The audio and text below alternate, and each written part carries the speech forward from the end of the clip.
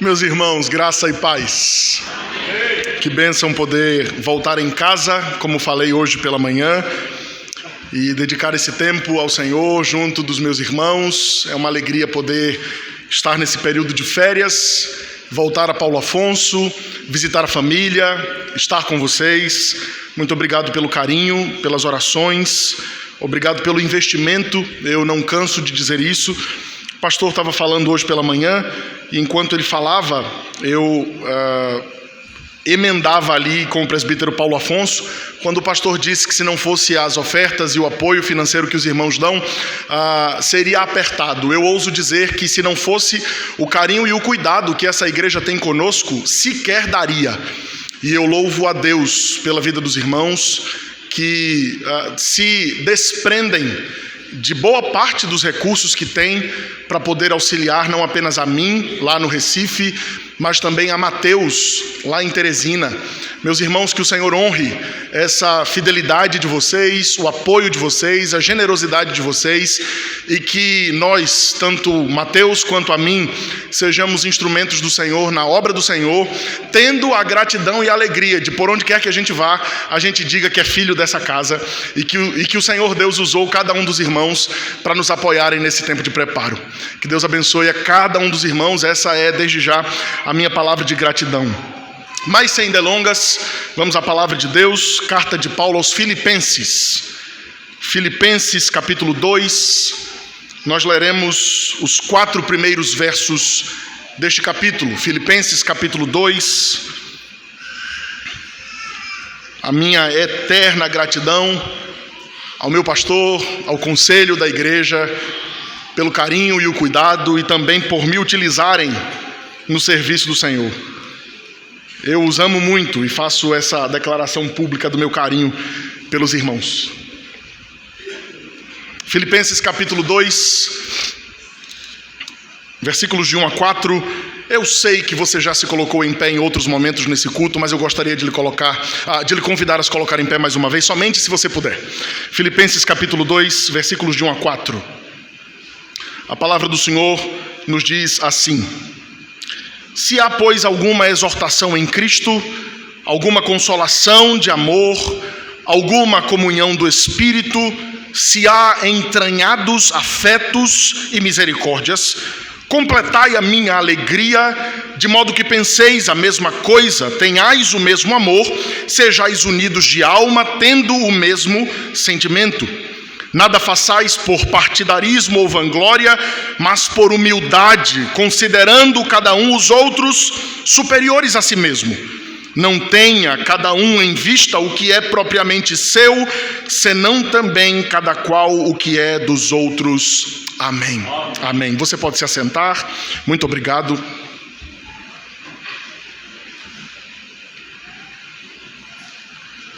Conta-se que em 1962, no auge da corrida espacial, o então presidente John Kennedy vai até as instalações da NASA para acompanhar os estudos e os prognósticos que haviam no preparo, nos estudos, lá nas contas, nos cálculos matemáticos e físicos para poder mandar o homem à Lua. E durante a sua visita, ele não apenas visita lá as instalações dos engenheiros espaciais, onde ficavam os astronautas, mas ele, passando pelos corredores, ele encontra um homem carregando balde, vassoura, rodo. E é natural que alguém que está carregando balde, vassoura e rodo, você já sabe o que faça. Mas, numa atitude cortês, aquele homem, John Kennedy, chega àquele cidadão e pergunta seu nome. Qual o seu nome e o que é que você faz aqui? Aquele homem se apresenta e a sua resposta então se torna uma resposta lendária. Ao invés daquele homem dizer, eu sou somente um zelador, sou apenas alguém que pega o lixo do chão, ele diz, senhor presidente, eu estou ajudando a colocar o homem na Lua. Pois bem, Aquela resposta simples não é uma simples frase. Aquele homem varria o chão, eu sei, ele colhia o lixo, eu sei, mas a sua resposta ao presidente demonstra que ele não fazia algo isolado, sem importância. Aquele homem compreendia que o seu trabalho, por mais humilde que parecesse, em comparação com os astronautas, os cientistas, os engenheiros espaciais, aquele homem fazia parte de uma forma fundamental de um projeto gigantesco. E a pergunta que eu faço a você é a mesma pergunta que faço ao meu próprio coração, investigando se quanto a nós, será mesmo que nós experimentamos a mesma perspectiva no desempenho das nossas atividades comuns? Será que eu e você gozamos dos mesmos pressupostos que aquele homem lá na NASA tinha para dizer que no ato de varrer o chão, ele não estava simplesmente varrendo o chão, mas trabalhando para colocar o homem na lua como qualquer outro? Será que nas nossas ações pessoais e particulares nós fazemos com que o nosso ato na nossa casa, na nossa família, no nosso trabalho, ou onde quer que a gente vá, cooperem conjuntamente para a manifestação da glória de Deus? Esta então, meus irmãos, é a nossa função.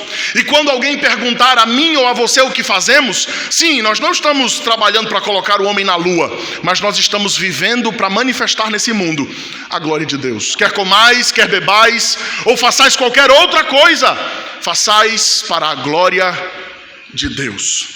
Mas para que a gente entenda a profundidade do assunto que Paulo quer tratar para nós e trazer para nós, escrevendo aos Filipenses, pelo menos o seu 2º capítulo, nós vamos precisar dar alguns passos atrás e entender que Paulo não está falando para os irmãos em Filipos de um assunto desnecessário. Paulo está preso em Roma, 60 depois de Cristo. O tempo da perseguição é claro, os irmãos estão sendo perseguidos e o apóstolo Paulo está escrevendo esta carta à igreja de Filipos com 2 propósitos. O primeiro deles é dar louvor a Deus pelo trabalho que aquela igreja fez em sustentá-lo no seu ministério. Uma igreja que não era uma igreja abastada nem tão rica, mas ainda assim foi uma igreja que fielmente contribuiu com o ministério do apóstolo Paulo. Mas não eram só louvores. O apóstolo Paulo escreve esta carta preciosa àquela igreja também para tratar de problemas que eles estavam vivenciando. E o maior dos problemas que eles estavam vivenciando diz respeito justamente sobre o assunto que temos nos 4 versículos que lemos. Paulo entende que o maior problema daquela igreja, que precisava ser tratado em sua carta pastoral, era a discordância, a falta de unidade. E nós vemos isso ao longo de todo o texto. Por exemplo, a discordância não era apenas algo comum entre os irmãos, a discordância começava no púlpito. O apóstolo Paulo, escrevendo o 1º capítulo, os versículos 15 a 17, vai dizer que haviam irmãos que pregavam a Cristo por discórdia, numa mensagem belicosa, numa mensagem de contenda, numa mensagem voltada para inflar o ego do próprio pregador. Haviam aqueles que pregavam a Cristo por discórdia. Mas isso não ficava apenas no púlpito. No capítulo 2, versículo 14, o apóstolo Paulo nos indica que aquele povo fazia as coisas comuns da vida por discórdia e com murmurações. E é por isso que no versículo 14, ele nos ordena a fazermos todas as coisas sem murmurações e sem contendas. Então havia algo que alcançava a vida comum dos crentes no dia a dia, que era levado tanto pela murmuração quanto pela contenda. Mas isso também refletia na vida interna da igreja. Não era apenas algo que começava no púlpito, não era apenas algo que lidava com a vida comum do dia a dia dos crentes, mas a vida interna da igreja era contaminada por isso, tanto que no capítulo 2, versículo 4, o apóstolo Paulo escreve diretamente e nominalmente a 2 irmãs, dizendo a estas 2 irmãs, Evódia e Sintique, que parassem de brigar e que fossem concordes no Senhor, que elas andassem de acordo e vivessem concordemente. Você parou para perceber que ao longo de toda a carta, o tema da desunidade, o tema da falta de comunhão, o tema do problema da ausência desse relacionamento profundo que nós chamamos como comunhão era presente? Pois bem, o apóstolo Paulo então não saca do nada esse assunto. O apóstolo Paulo não tira do nada esse assunto para tratar com os irmãos. De fato, Paulo está escrevendo preocupado, com uma preocupação real e urgente naquela comunidade. Afinal de contas, o problema da desunidade mina não apenas a alegria da comunhão, mas o testemunho da igreja. O problema da falta de unidade mina a alegria dos crentes se congratularem no Senhor, estarem juntos no Senhor, mas por conta dessa discórdia, esse assunto foge, sai dos quatro cantos da igreja e acaba alcançando a sociedade, dando à igreja um mau testemunho. Por isso que o apóstolo Paulo se preocupa em escrever para aquela igreja sobre unidade. Por isso, meus irmãos, sabendo o que é unidade, um atributo glorioso de Deus, que é uno, mas que também é unido em si mesmo nas suas três pessoas, o Pai, o Filho e o Espírito Santo, nós sabemos então que Deus comunica conosco a unidade, e este atributo de Deus se torna um atributo comunicável para que nós vivamos o tempo inteiro em unidade, como o próprio Senhor Jesus orou em João 17, para que o mundo conheça que nós e Ele somos um, que nós sejamos um com o outro. Por isso, meus irmãos, o apóstolo Paulo escrevendo e tendo esse texto precioso diante de nós, eu gostaria de que neste instante nós meditássemos acerca do panorama da unidade. O panorama da unidade. Vamos apresentar o que é de fato a unidade e o que é preciso considerar acerca desse tema tão precioso para a igreja do Senhor. Em primeiro lugar, que Deus é a fonte da unidade. Deus é a fonte da unidade. Vamos dizer juntos? Deus é a fonte da unidade. O verso primeiro apresenta isso para nós. Paulo abre os argumentos dessa sessão fazendo uma ação retórica. Ele começa dizendo: se há, pois. A pergunta retórica de Paulo não é uma pergunta para colocar dúvida se realmente há ou não. O que o apóstolo Paulo está dando é ênfase, sabendo que aqueles irmãos já eram crentes, sabendo que aqueles irmãos estavam juntos como igreja e que eles leriam essa carta neste ambiente de unidade. Por isso, o apóstolo Paulo está dizendo: já que vocês conhecem a vida cristã, já que vocês experimentaram uma vida cristã verdadeira, eu preciso lhes dizer como é que vocês devem viver essa vida cristã. E é por isso que o mais importante desse discurso não é apenas dizer que eles já eram salvos, que eles já viviam em uma espécie de comunhão, em uma espécie de agregação, mas o que o apóstolo Paulo está ensinando a estes irmãos, especialmente nesse primeiro versículo, é qual é a fonte, de onde vem a nossa comunhão, de onde decorre essa nossa unidade. E aqui nós percebemos então, precisamos perceber que há um retrato implícito da Trindade. Veja que o apóstolo Paulo invoca as três pessoas da Trindade e três atributos decorrentes de cada uma dessas pessoas para falar a respeito da comunhão vivida pelos crentes. Veja, ele em primeiro lugar fala da exortação de Cristo. E o que é a exortação de Cristo? Exortação de Cristo é quando nós somos lembrados que não fomos alcançados por uma filosofia. Exortação de Cristo é quando nós somos lembrados que nós não fomos alcançados por uma vã religiosidade. Exortação de Cristo é saber que a palavra que nós nos rendemos e que nós assumimos como sendo nossa única regra de fé e prática, essa palavra escrita no Antigo Testamento, pronunciada por Deus por meio dos profetas, e no Novo Testamento, falada pelo Filho, confirmada pelos apóstolos, é a palavra viva do próprio Cristo que encarnou. Esta é a palavra viva que não apenas nos encoraja, mas que também nos confronta. E a realidade desse confronto se dá na nossa vida comum. Como? Certamente, meus irmãos, antes de você conhecer o Evangelho, você vivia em algumas práticas que não condiziam com a vida cristã. Mas ouvindo o Senhor, permitindo que o Senhor moldasse o seu ser e inclinando de fato o seu coração para andar em santidade, já que santidade é algo que nós contribuímos e colaboramos, certamente você deixou para trás práticas de antigamente.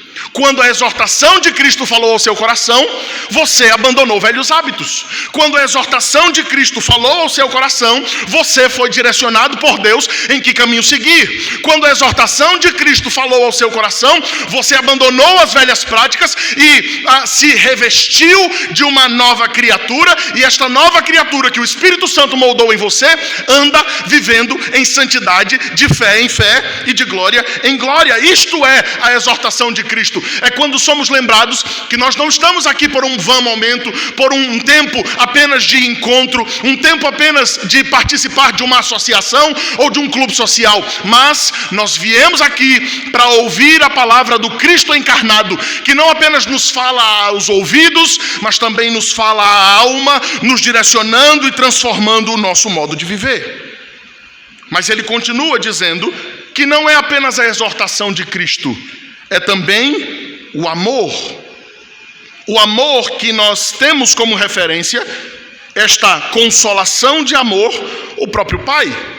2 Coríntios capítulo 13, versículo 13, o texto que nós tratamos como sendo a bênção apostólica, nós entendemos esse texto e recebemos esse texto como sendo vindo do Pai o seu amor. Romanos capítulo 5, versículo 5 nos diz que o amor de Deus foi derramado em um claro apontamento para a pessoa do Pai. O amor de Deus foi derramado nos nossos corações pelo Espírito Santo. João capítulo 3, versículo 16, diz que Deus amou ao mundo de tal maneira que deu o seu Filho unigênito. Aquele amor, de fato, está atrelado à primeira pessoa da Trindade, ao Pai. O Pai amou tanto este mundo que enviou o Filho. Então nós entendemos que quando Paulo fala sobre amor, sobre a consolação de amor, Paulo está falando da pessoa do Pai. E como que isso pode ser vivido no nosso meio?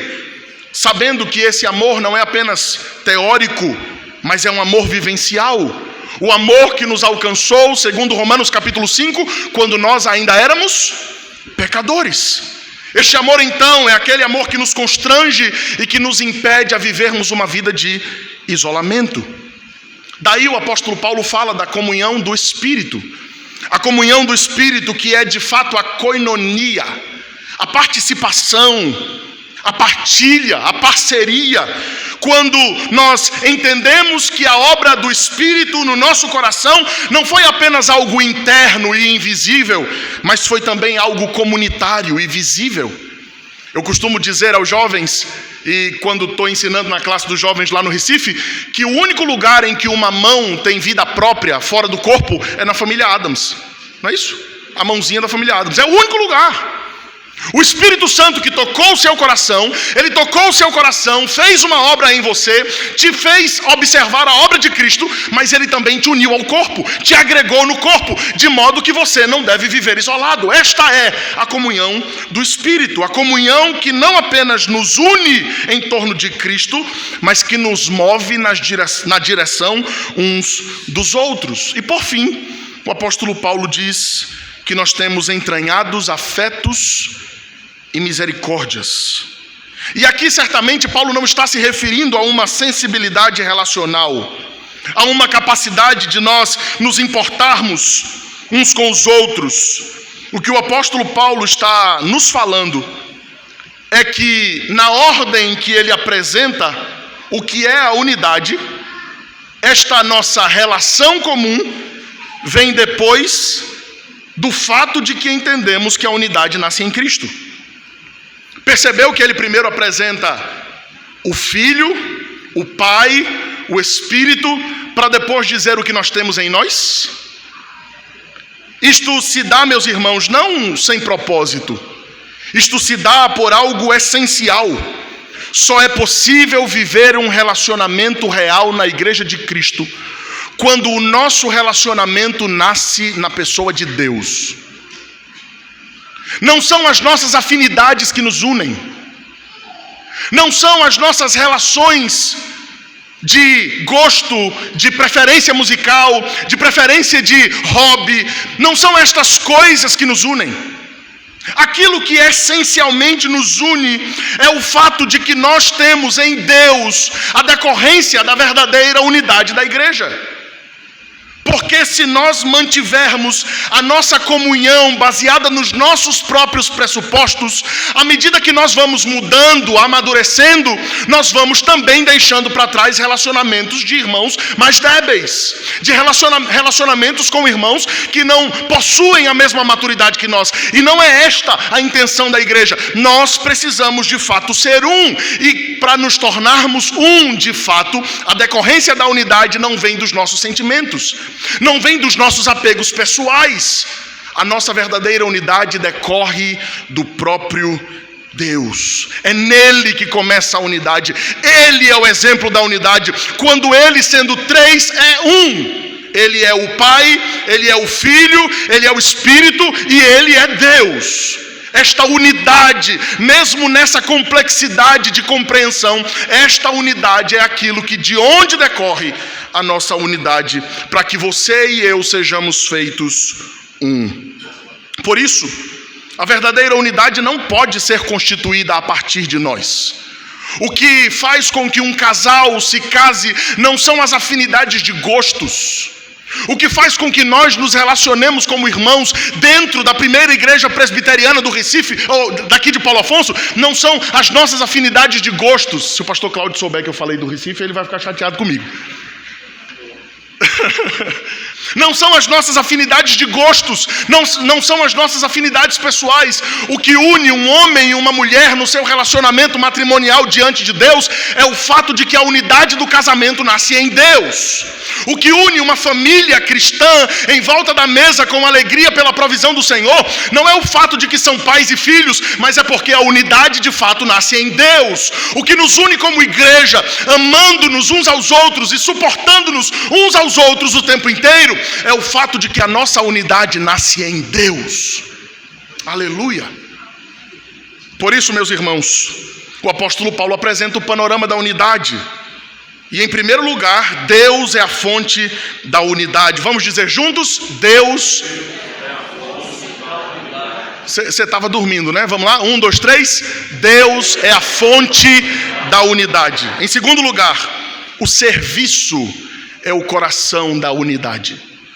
O serviço é o coração da unidade. O verso 2 apresenta isso para nós. Depois de apresentar a base da nossa unidade, o apóstolo Paulo faz um pedido meio que inusitado. E o pedido inusitado de Paulo é assim: completem a minha alegria. Parece um pedido de um pai, sabe? Um pai que se relaciona com os filhos dizendo: você quer deixar meu coração feliz? Faz isso que o pai está pedindo. Você quer deixar a mãe feliz? Não vai por aquele caminho não. Eu vou ficar feliz se você fizer isso. Já ouviu algum pedido dessa forma? Os pais e as mães fazendo um certo tipo de chantagem. Eu estou aprendendo, viu, irmãos? Eu estou aprendendo porque vem 2 por aí, né? Eu vou precisar usar desses artifícios para dizer: não quer alegrar meu coração? Não faz isso não. E é isto que o apóstolo Paulo faz. Ele, escrevendo essa carta para filhos na fé, lembrem-se que essa igreja foi plantada por ele. Ele, escrevendo esta carta para filhos na fé, ele diz: completem a minha alegria. Completem a alegria do coração do papai. Irmãos, isto é muito mais do que um pedido de chantagem de um pai. Muito mais.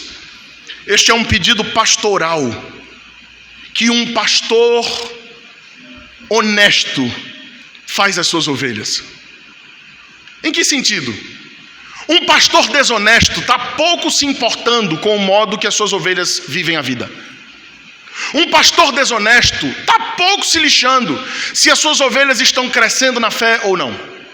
Um pastor desonesto, ele está pouco importado se os crentes que Deus colocou debaixo da sua tutela estão progredindo na fé ou não. Um pastor desonesto, ele está pouco importando com isso.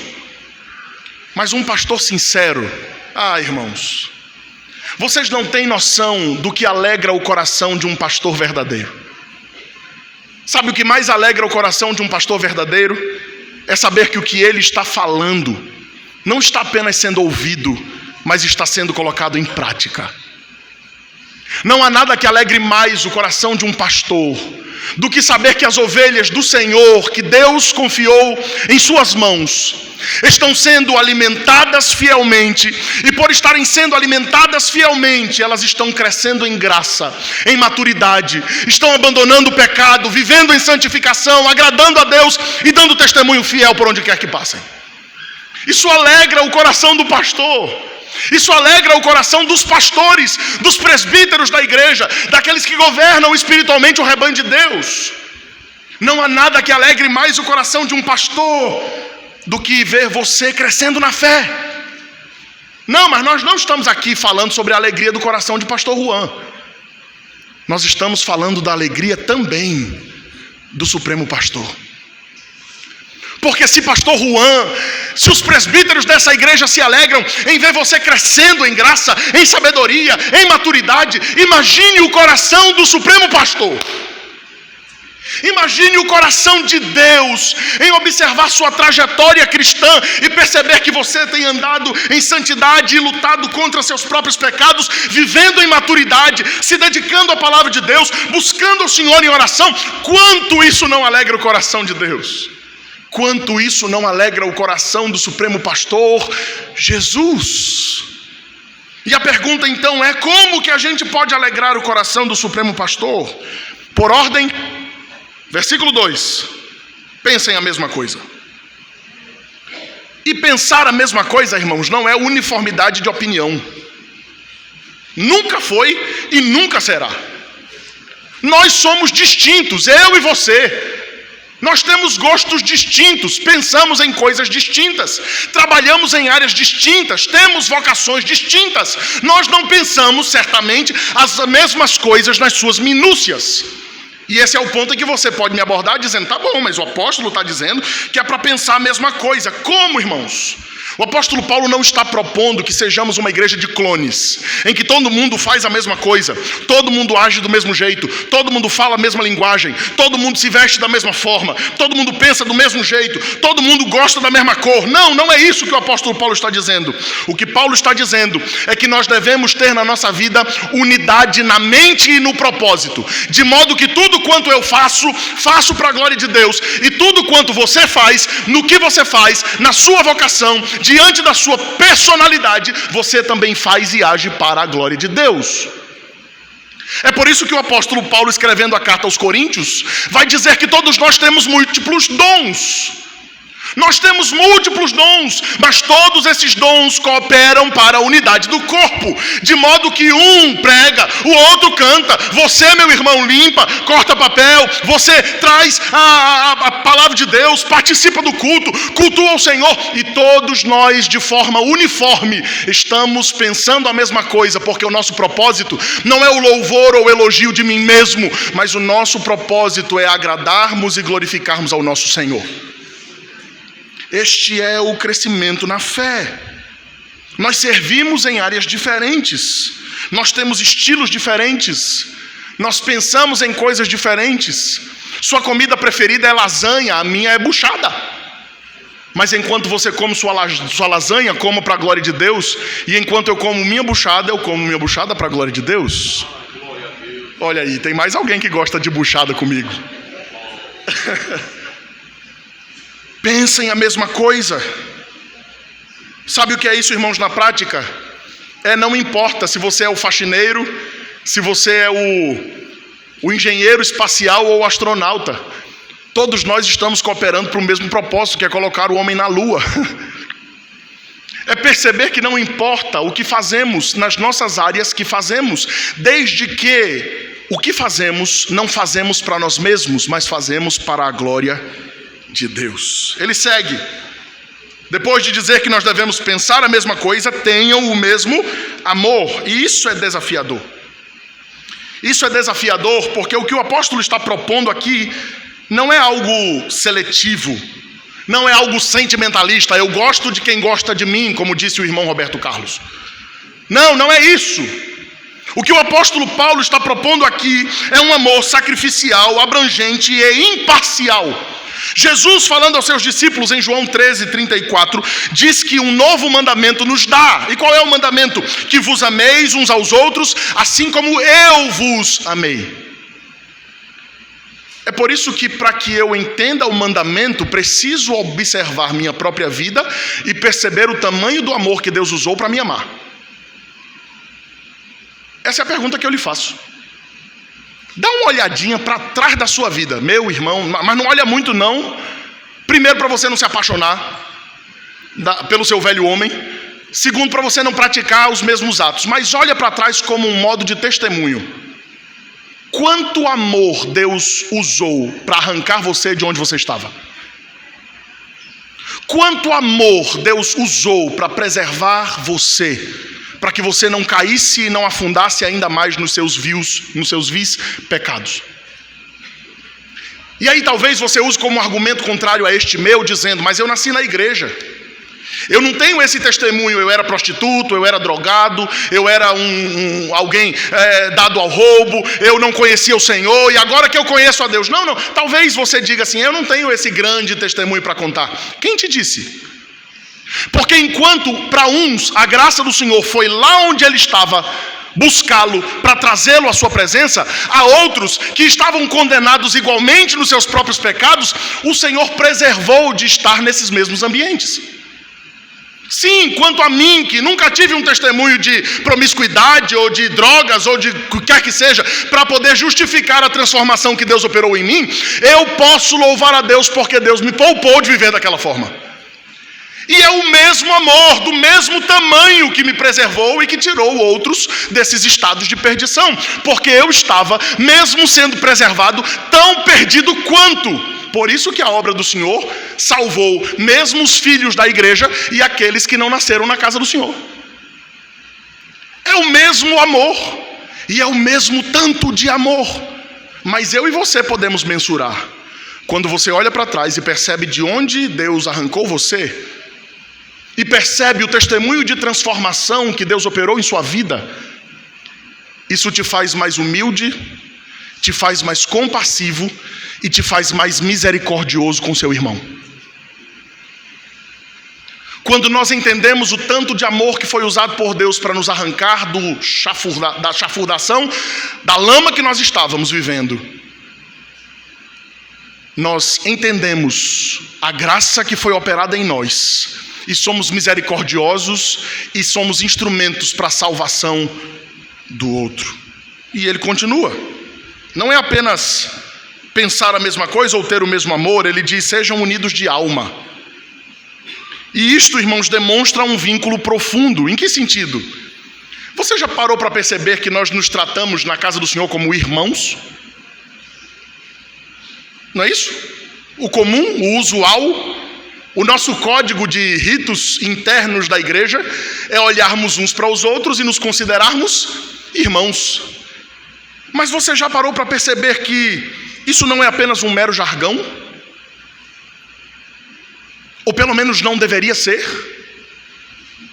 Você já parou para perceber que isso não deveria ser apenas um modo como nós nos tratamos, mas deve ser de fato o modo como nós nos relacionamos e vemos uns aos outros? Em que sentido?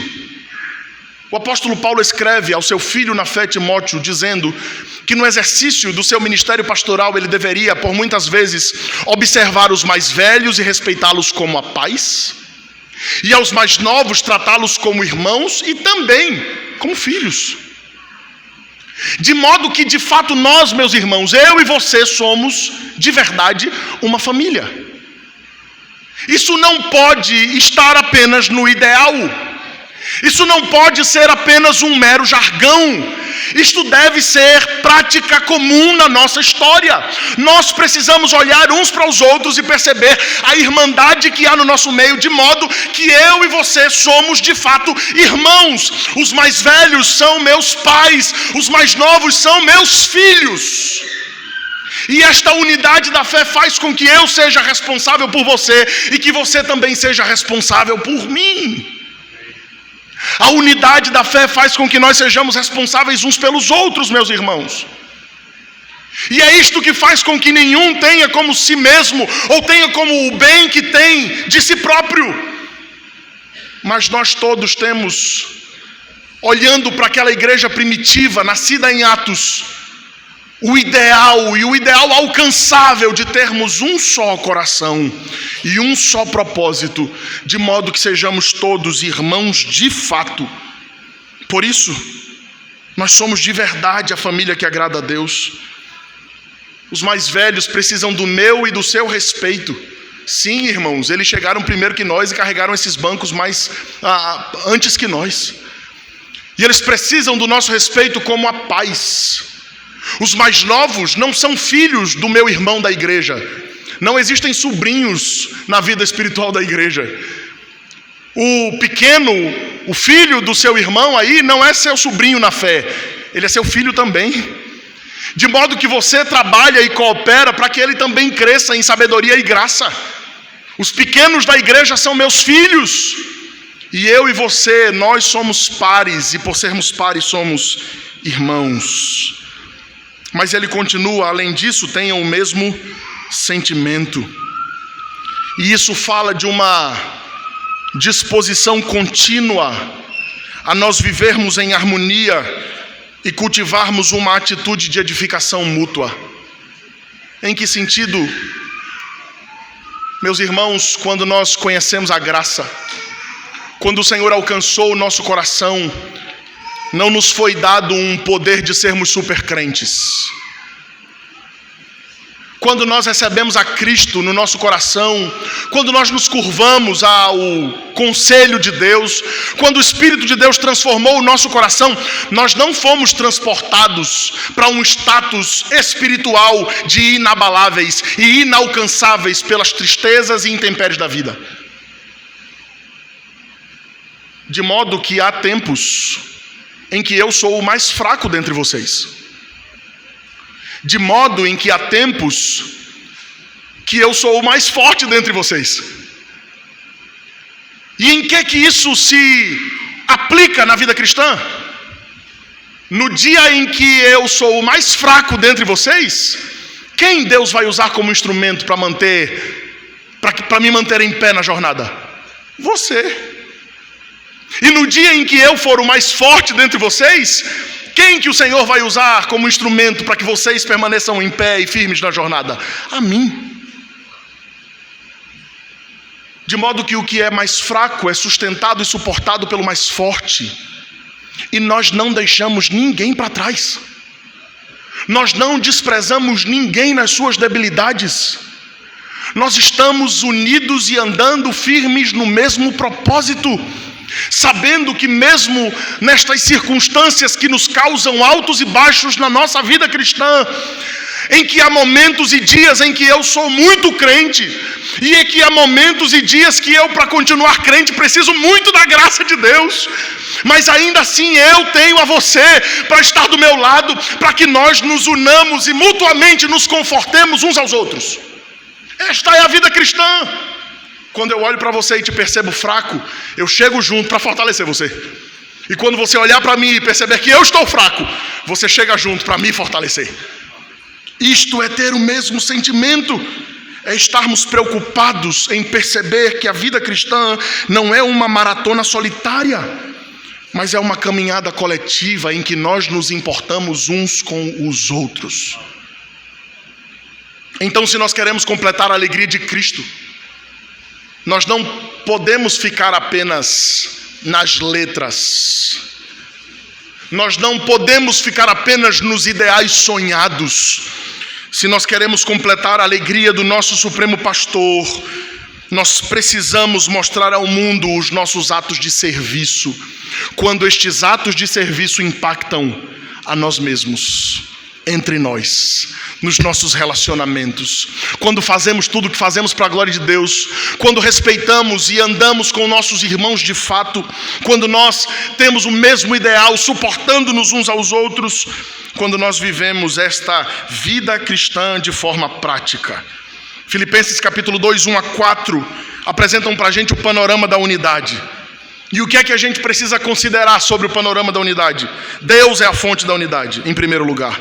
Em segundo lugar, o serviço é o coração da unidade. E em terceiro lugar, e eu estou caminhando para o final, a humildade é o coração da unidade. A humildade é o coração da unidade. Certo, Paulo, eu sei que a unidade nasce em Deus. E eu sei que a unidade é fruto de uma mente unida, de um amor sincero, de vínculos profundos, de cuidados mútuos. Mas como que a gente vive essa unidade na prática, Paulo? E o apóstolo Paulo responde para a gente. Verso 3: nada façais por partidarismo ou vanglória. Vamos ler juntos o verso 3 para você acordar? 1, 2, 3. Nada façais ou vanglória, mas por humildade, considerando cada um os outros superiores a si mesmo. Nada façais por partidarismo e vanglória. Não façam o que fazem pela vaidade de serem vistos fazendo o que fazem. Também não façam o que fazem numa disputa carnal para que vocês dividam o corpo entre aqueles que apoiam vocês e os que estão contra vocês. O apóstolo Paulo está cortando pela raiz o câncer da unidade. E sabe qual é o câncer da unidade? A competição. Quando nós suportamos e sustentamos um cabo de guerra em que você puxa para um lado e eu puxo para o outro e aquele que é mais forte prevalece. O câncer da unidade é o partidarismo, a vanglória, as disputas internas, as competições. E isso não é algo novo. Os discípulos viveram isso. Porque vez ou outra tinha um espertão que chegava para o Senhor e dizia: quando o Senhor estabelecer seu reino, qual dentre nós aqui vai ser o maior? Eu quero mesmo é destaque. Eu quero é que todo mundo perceba que aquele velho homem não é mais o velho homem e que agora eu sou um novo homem. Eu quero mesmo é que o povo perceba que eu vim da pobreza e que agora eu não tinha nada e agora, estou no luxo. Não é para pouco que a mãe de dois deles chegou para o Senhor e disse assim: mestre, deixa eu lhe fazer um pedido. Qual é o pedido, minha filha? Quando o Senhor se assentar no seu trono, põe um filho meu do teu lado e o outro do outro, para todo mundo perceber que minha família cresceu na vida. Quando nós fazemos o que fazemos, para mostrar que fazemos, parabéns, você já recebeu o seu aplauso. Está lá em Mateus capítulo 6. Os homens oram em público, dão esmolas em público. Para quê? Para que todo mundo olhe para eles e diga: nossa, como é generoso. Nossa, como aquele homem é espiritual. E o Senhor Jesus diz: você já recebeu sua recompensa. Quando nós fazemos o que fazemos, para que os outros vejam o que fazemos, nós estamos aos poucos minando a unidade da igreja. Não é para pouco que o apóstolo Paulo repreende a igreja de Corinto. Em Corinto capítulo 1, na primeira carta aos Coríntios capítulo 1, o apóstolo Paulo diz que em Corinto havia um partidarismo seríssimos na igreja, de modo que uns diziam: eu sou de Paulo, o outro dizia: eu sou de Apolo, o outro dizia: nem Paulo nem Apolo, eu sou de Pedro. E tinha um terceiro grupo de braço cruzado que ainda dizia assim: nem Paulo, nem Pedro, nem Apolo, eu sou de Cristo. E o povo para dar trabalho era esse povo de Cristo. Era quem dava mais trabalho. Meus irmãos, nós conspiramos contra a unidade do corpo de Cristo quando vivemos partidarismos e vanglórias naquilo que procedemos. Sabe por que fazemos o que fazemos? Não fazemos para sermos vistos pelos homens, fazemos o que fazemos para que Deus seja visto. Fazemos o que fazemos para que a glória de Deus prevaleça. Fazemos o que fazemos para que o Senhor seja magnificado, para que o mundo louve o nome de Deus e não o nosso. Por isso, nada façais por partidarismo e por vanglória. E ele complementa o argumento: mas por humildade, considerando cada um os outros superiores a si mesmos. E isso é inverter a lógica do mundo. Porque no mundo em que nós vivemos, nós somos treinados, incentivados, encorajados a sermos o melhor. Você precisa ser o primeiro, você precisa crescer, você precisa brilhar mais que todo mundo, você precisa ser reconhecido, todo mundo precisa lhe aplaudir. E nós vamos comendo do sussurro da velha serpente quando nós enchemos o nosso coração e inflamos-nos nos nossos próprios egos e ouvimos a voz do próprio diabo dizendo: tudo isso eu vou te dar se prostrado aos meus pés você me adorar. Não, não é isto. A vida cristã não é reconhecer a si mesmo. A vida cristã é reconhecer o outro. Vida cristã é eu perceber que mesmo que o outro não tenha o mesmo conhecimento que eu, mesmo que o outro não tenha o mesmo dinheiro que eu, mesmo que o outro não tenha a mesma influência que eu, mesmo que o outro não tenha o poder que eu, mesmo que o outro não tenha os mesmos amigos que eu, ele sempre vai ser maior que eu.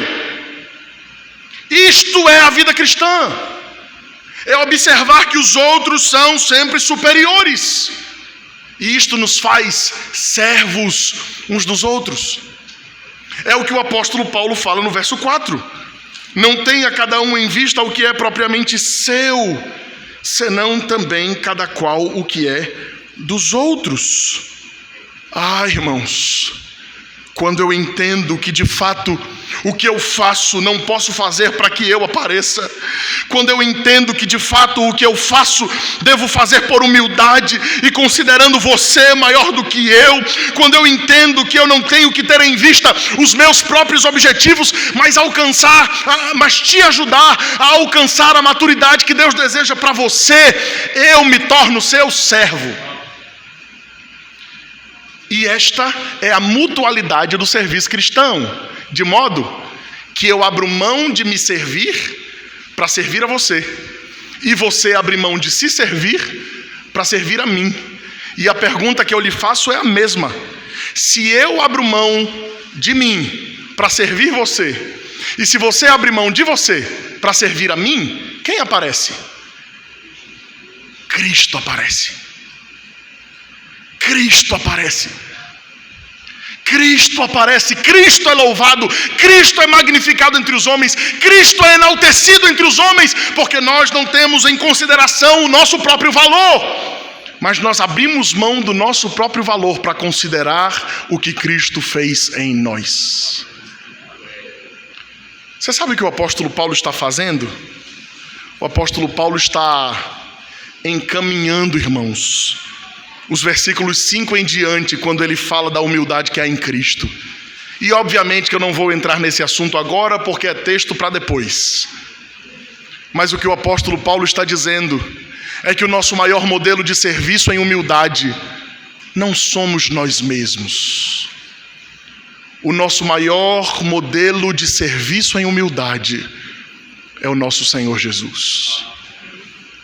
Porque Ele deixou sua glória, esvaziou-se de todo o seu poder e não teve como usurpação ser Deus. O ser Deus ele não teve por usurpação, mas ele se esvazia, encarna, vem comer do mesmo pão que nós, vem sofrer as mesmas dores que nós, padecer nas mesmas circunstâncias e situações que nós padecemos, para que o seu nome fosse então glorificado e o seu ato de humildade servisse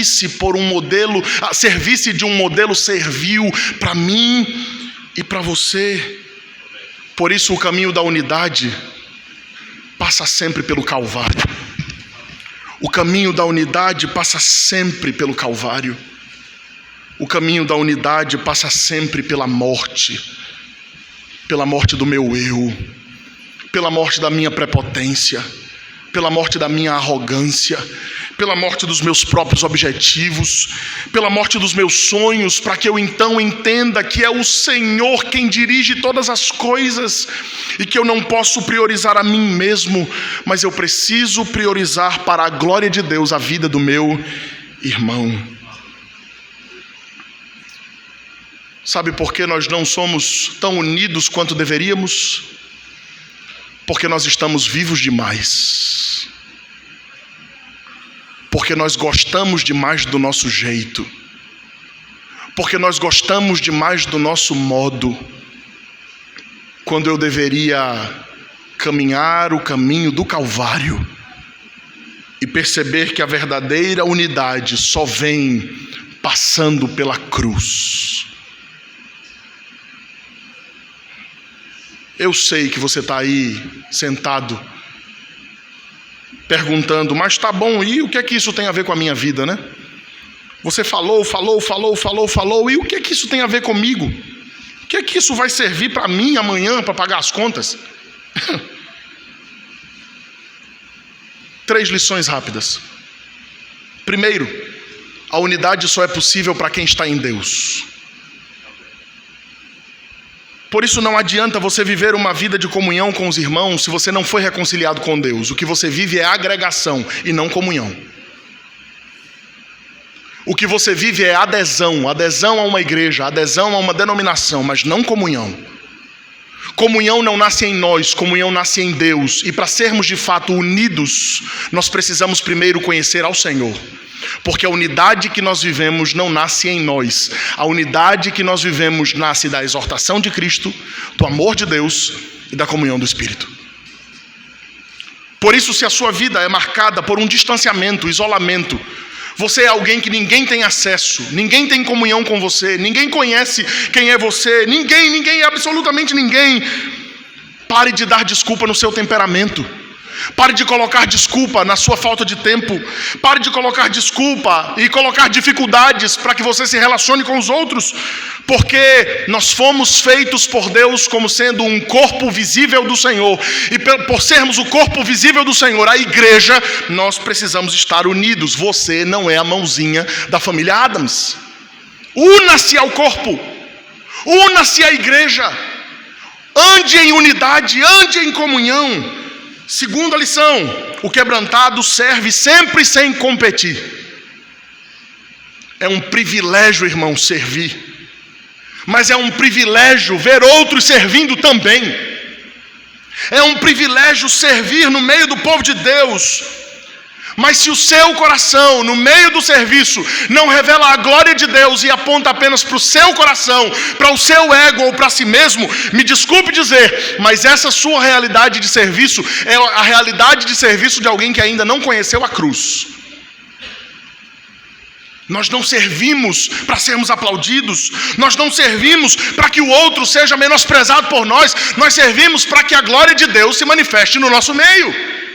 E esta é a realidade do serviço cristão. Mas, se você tem servido com planos enviesados, se você tem servido para pastor Juan ver você, se você tem servido para que a igreja reconheça o quanto você trabalha, nossa como ele trabalha, se você tem servido para que todo mundo lhe aplauda, talvez você precise rever o seu serviço. Porque nós não servimos para que nós sejamos aplaudidos. Nós servimos para que Deus seja glorificado. A terceira e última lição é que o orgulho precisa morrer para que a igreja viva.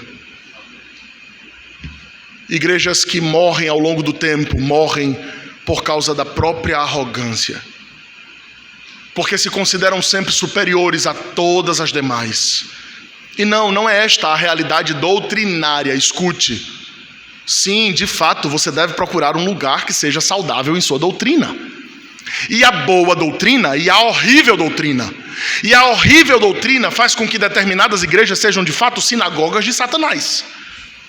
Então não é o fato de nós entendermos que temos uma melhor doutrina. Não é isso. Mas é a arrogância de, neste afã, desprezarmos aqueles que não têm o mesmo conhecimento que nós. Por isso que o orgulho precisa morrer para que de fato nós sejamos um. E o orgulho precisa morrer nas nossas relações interpessoais. Porque não adianta dizer que amamos a Deus que não vemos, se desprezamos o nosso irmão que está sentado bem do nosso lado. Não adianta dizer que amamos e servimos a Deus que não vemos, se nós desprezamos as necessidades do irmão que está sentado bem do nosso lado. O meu orgulho, a minha arrogância, a minha ganância precisa morrer para que todos nós sejamos conhecidos como um. Eu estou ajudando a colocar o homem na lua. Lembra? Essa foi a frase que o faxineiro falou ao presidente John Fitzgerald Kennedy. Aquele homem sabia que ele não vivia apenas para catar lixo, para colher o lixo, varrer o corredor. Ele sabia que ele fazia parte de algo muito maior. É o que ele chama, ou o que a gente pode chamar de senso de propósito, senso de missão. Qual é a missão e o propósito da sua vida? Qual é a missão e o propósito que faz com que você levante amanhã e vá para o seu dia a dia de jornada, cansativo, fazendo suar a camisa? É simplesmente ganhar dinheiro? Encher a conta no fim do mês para pagar os débitos que você fez durante o mês? É simplesmente o fato de que lá na faculdade você tem conteúdo suficiente para lhe tornar um bom profissional? Esqueça. Nós não trabalhamos como os ímpios, visando dinheiro e plataformas. Nós não buscamos conhecimento como os ímpios, para colocar anel no dedo e provar para todo mundo quem somos e o que podemos. Nós não estamos envolvidos nas nossas atividades para mostrar a todo mundo quem somos. Não. Você foi feito nova criatura. E uma nova criatura não está importando em si mesma. Uma nova criatura está importando em mostrar ao mundo quem Cristo é. Louvado seja Deus. Que Ele nos ajude nessa nossa jornada, para a glória de Deus Pai. Amém.